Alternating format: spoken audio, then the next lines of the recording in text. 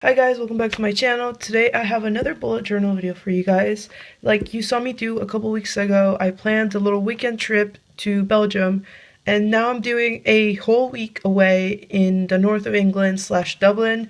As you can see here, I'm going to be going there for 10 days total for my Easter break that I have, and so I just kind of wanted to show you guys how I was sort of more or less planning on doing this trip and what my thought process was when it came to planning it. If you guys are into lifestyle videos or bullet journals or traveling, make sure to subscribe to this channel. And if you have any experience using your bullet journal to plan out a trip, let me know in the comments below how you've used it and link me to any spreads that you've used. Here I have just a basic breakdown of what I plan to do. It's nothing too specific. I am not the kind of person to like to have a specific every minute that I go out, sort of plan for my trips. I like to just have fun.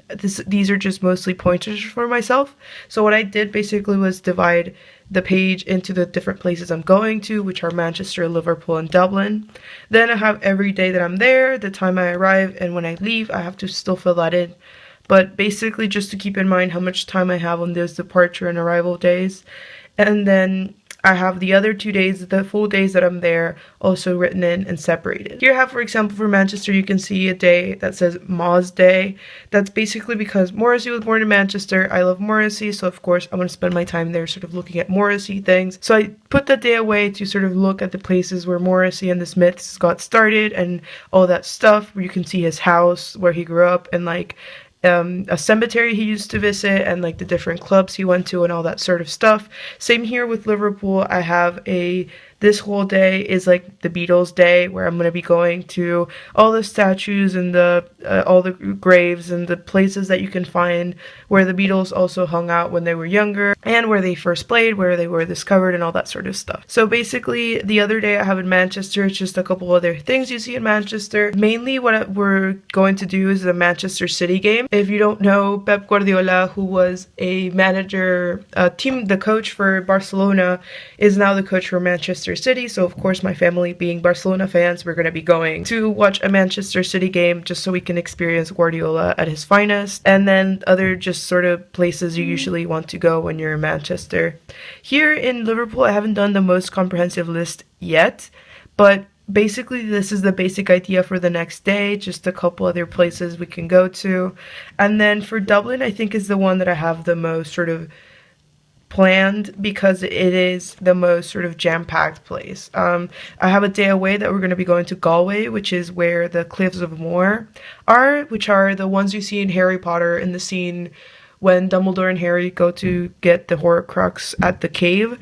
That's over there. And then this whole day is sort of my literary day. If you don't know, I'm an English major. I love literature, so going to a place like Dublin where so many writers came from, of course I'm going to be spending most of my time just looking at things related to writers. So I have it here, Lit Day, so I have the Writers Museum, a cemetery that is mentioned in Dubliners, which is a short story collection by James Joyce, the James Joyce Museum, James Joyce statue, Wilde's statue, and Wilde's home. I love both Oscar Wilde and James Joyce madly. Like, I would honestly, part of the reason why I chose to go to Dublin was just so I could, like, these days were the reason I chose these places, like visiting Morrissey things, visiting Beatles things, and visiting literature things. Also, I've heard great things about Dublin. I think I'm just gonna love it overall. And then on this day that I have free, I looked at a walking tour and the stops it makes, and I'm thinking we're gonna do that. I have it saved and just do it by ourselves, really, or go to the Guinness / whiskey museums that they have there, which to me is gonna be really interesting. And we want to do a pub crawl while we're there, so I'm just gonna fit that in on one of the nights. I don't have it specifically set because it'll really depend on how we're feeling that night and all that stuff. I know here in this day I have the Cavern as the last thing I want to do, because they still do shows there and you can have a drink and stuff like that. So I think that'll be really cool. Then I have here, I've not filled it in yet because of course privacy reasons, but this is another important page that I'm keeping, which is all the information about the trip, which is basically anything related to the flights. We're flying.